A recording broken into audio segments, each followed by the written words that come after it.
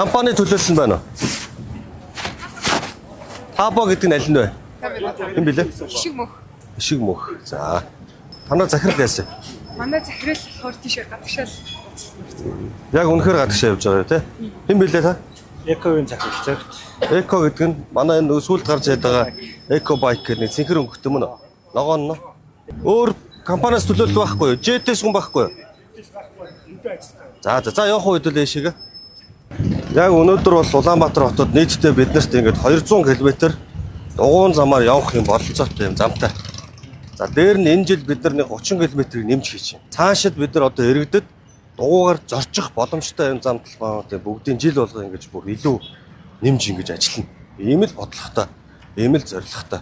Бид нар аль болох энэ хотын төв рүү машинаар орохгүйгээр одоо яг бүсчсэн хэсгүүдэд ирээд тэндээсээ өөрсдөө автомашина парклаад тийшээгээ дотгошоогоо орохдоо дугуугаар юм уу одоо танаа оруулж ирж байгаа энэ скутерүүдээр хэмжүүлээд бид нар одоо юу гэх юм хотын төв рүү орох тэр орон зайг л бид нар бий болгох гэж үзэж байна.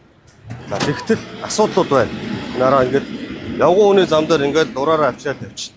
Одоо иргэдээс ямар хүсэлтүүд ирж байгаа вэ гэхээр яг энэ явган хүний зам дээр скутерүүд дураараа ингэж тавьж байгаа байрлалууд байгаа. Тэгэхээр бид нар энийг яаж шийдэх вэ гэдэг л асуудлаа шийдэх шийдлүүдээ л та нартай одоо бүгднтэй чинь ярилцъя гэж ингэж тооцоолж байгаа. Дээр нь та өөрсдөө мэдж байгаа бох. Яг өнөөдөр гэмтэлд ирж байгаа тоо 2023 оноос 50%-аар 2024 онд нэмэгдсэн. Энэ скутерт мөргүүлж байгаа, энэ мопедэнд мөргүүлж байгаа тоо.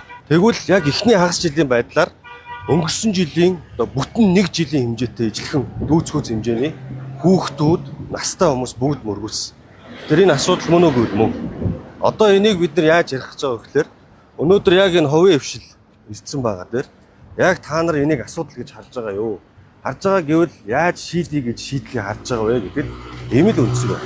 Улаанбаатар хотын зүгээс бол аж ахуйн нэгж байгууллага дэмжиж ажиллана. Гэхдээ асуудал байгуул хэдүүлээ цэгцэнд нь оруулаад зөв зохион байгуулалтанд оруулаад ингээ хамтдаа асуудлыг шийдэд явъя гэсэн. Ямар асуудал тулгарч байгаа юм? Ямар асуудал иргэдэд бас үүсэж байгаа гэж харж байгаа юм? Энэ үүсэж байгаа асуудлыг яаж шийдье? Яаж хамтрая гэж ингэж тооцоолж байгаа гэдэг дээр бас нэг саналаа хэлж. Эхний жил бол энэ Улаанбаатарт бол зөвхөн скутер байсан. За дараа нь JT скутер орж ирээ, дараа нь Tapag скутер орж ирээ. За гуравт нь бол манай яг Eco Bike гэдэг нэг цахилгаан түрээсэн дугуй яг нэвтэрсэн байгаа даа. За тэгэхээр бид нар энийг нэвтрүүлэхдээ яасан бэ гэхээр мэдээж энэ олон улсад одоо бас нэг энэ хэрэглээ бий болчихсон. За энэ гэхдээ нэг талаасаа нийслэлийн төвжирлийн асуудлыг шийддэг. За хүмүүсийн цаг зав, эдийн засаг, мөнгө төрөг хэмндэг. За нөгөө талаасаа бас энэ чинь агаарын бохирдол дутаа гэдэг олон асуудлыг бас давхар ингэ хөнгөвчлөхийг бид бодож байгаа. Өнөөдрийн байдлаар үйл ажиллагаа явуулж байгаа 3% хвшид байна л та. Энэ одоо цаашдаа хэд болох бид мэдэхгүй. Гэхдээ энэ хууль эрхцээ орчин нь батлагдаад эдийн төвцсөн шийдэгдэхээр энэ бас нэг номонд орох л та.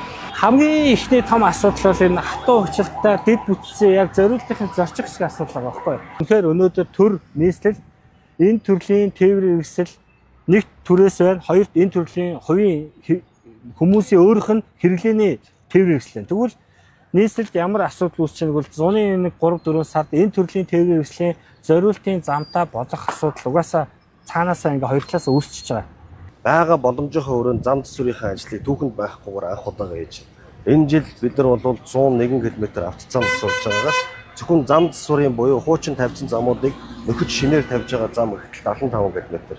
Энэ болгон дээр бид нар дугуун замын зорчих хэсгийг явган замтай нь хийж өгөөд түрүүний миний хэлдэг 30 км-ээр та бүхэнд одоо дугуугаар зорчих иргэдтэй. Түрээслээд мопедоор явах, скутер унах энэ бүх орон зайг нь бэлдэж өгч байна. Энэ цаана юу хэлж ийн гэвэл нэгт бид нар иргэдтэй боломжийг нь олж өгөхөөс гадна нөгөө талдаа бид нар аж ахуй нэгжүүдийн орчин нөхцөлийг нь бүрдүүлж өгөөд та нарын хэрэглээг түрээсэлж аваад унах энэ нөхцөлийг нь бүрдүүлж өгч гинэ гэсэн. Одоо өнөөдөр бид нар энэ бүх зүйлүүдийг нэг дор ярихгүй байна гэдэг нь бол ойлгомжтой. Гэхдээ бид нар юуг өнөөдөр харах ёстой вэ гэвэл тулгамдж байгаа би хоёр асуудлын хүрээнд л ярив. Нэг нь энэ явган хүний зам дээр дураараа ингэж тавьж байгаа байдлыг яаж хідүүлээ зөв зэгцэнд нь оруулах вэ? Хоёрт энэ 5 настай хүүхэд гэмтлийн төв дээр очиж гэмтээд шүү дээ. Хөл гараа хуглаад байна. Тэгээд 70-аас дээш насны хүмүүс энэ скутер та нарын одоо түрээсэлж байгаа унаа гэж унж явж байгаа хүмүүс мөргүүлээд хөл гараа хугачаад ингээд явж байгаа зүйлтэй яаж тэмцэх вэ гэдгээр энэ хоёр зүйл дээр би өнөөдөр ярив. Тэгэхээр одоо жишээ нь энд хардаа ингээд ханаа. Энд ингээд хөтөж автаа. Энэгээр ингээ хөгжлийн бэрхшээлтэй ингээ харааны бэрхшээлтэй хүү явна. Та эндээс наашаага ингээд нэг яваад үзтээ, нүдэн ханаад нэг яваад үзтээ. Нэг зөрөгтэй. Аж ахуй нэгж байгууллагатайгаар нийлээд бүгдээрээ энийг нэг юм стандартд оруулчих. Энэ хаана энийг парклах боломжтой орон зай байгаа. Тэр орон зайнуудаа бүгдээрээ нэг дур гаргая. Нэг мөр гаргая. За, тэрийгэ танах аж ахуй нэгж байгууллагууд нийлж байгаа тэндээ ингээд манайх энэ хэсгээр нь тавина. Хабойн хэсгээр нь тавина. Жетний хэсгээр нь тавина. Тэр шинэ орж ирж байгаа байгууллагууд нь энэ хэсгээр нь тавина гэдэг ингээд нэг хэмжээ хязгаар гаргаадах. Тэгээ өөрсдөө тэрийг будаатах. Дээр нь нэг юм тэмдэглэгээ тавьчих.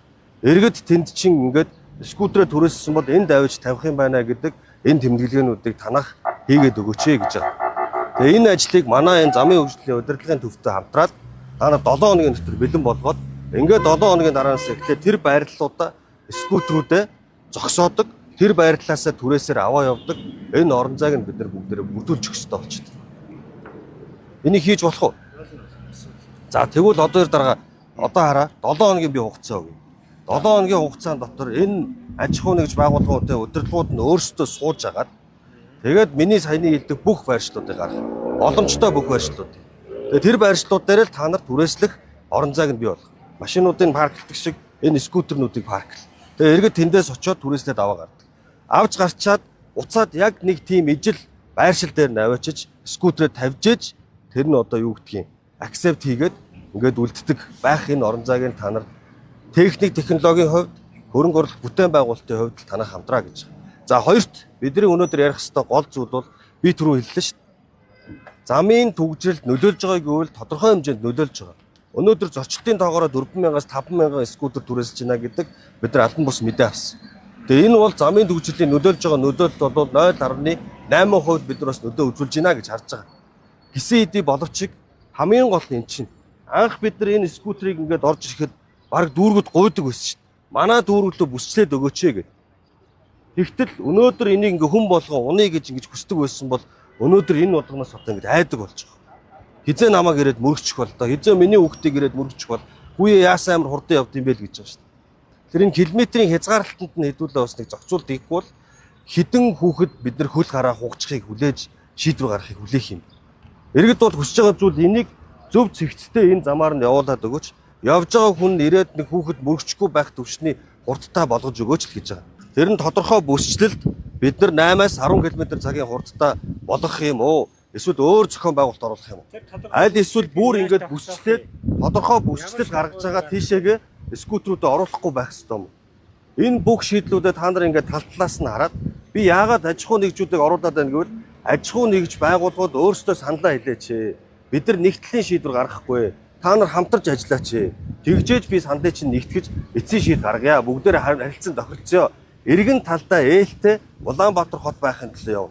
Тэрнээс биш. Бид нар ингээд тодорхой бүсэл гаргаад шууд стандарт тогтоогоод энэ стандарт тогтсон энэ бүсэл дотор скутер, мопед аль нь ч орохгүйгээр зохион байгуулалт хийх шиг амарх юм байх. Өнөөдөр энд ингээд тавьсан байгаа энэ скутернуудыг чинь шууд өнөөдөр бид нар журамлж болох уу? Урандаа. Журамлаад би аж ахуй нэгж байгууллагуудаа эсэргүүцээд дэмжихгүй байх юм. Дээр нь нэмээд бид нар цаашдаа тэгвэл 2026, 27, 28 онуудад аль хэсэгдэр дугуйн зам явах орон зайг нь хаана бэлтгэх үү гэдэг энэ шийдлүүдийг танах төгөд гаргаач. Бид нартай хамтарч ажиллаач. Бид нар 2040 он хүртэл төлөвлөгөө гаргацсан байна. Тэр төлөвлөгөөнд танах оролцооч гэдэг үүднээсээ аж ахуй нэгж байгууллагуудаа дуудаж байгаа. Тийм учраас би дахиад албан ёсоор хэлье. Би хоёр хүсэлтэндээ Улаанбаатар хот хувийн хвшил та бүхэн нийслэлийн авто замын хөгжлийн газартаа ярилцаад надад шийдлээ өг. Энэ хоёр шийдлийг би өнөөдөр хэд өдрөө дараагийн 7 хоногт буюу энэ өдөр 3 дахь өдөр бид нар яг эргэж сууж агаад ширээний ард сууж агаад та нарын гаргасан шийдэл юу байна? Боломжтой боломжгүй гэдэг талаас нь бүх талаас нь ярилцаад эцсийн шийдвэрийг дараагийн 7 хоногт гаргана.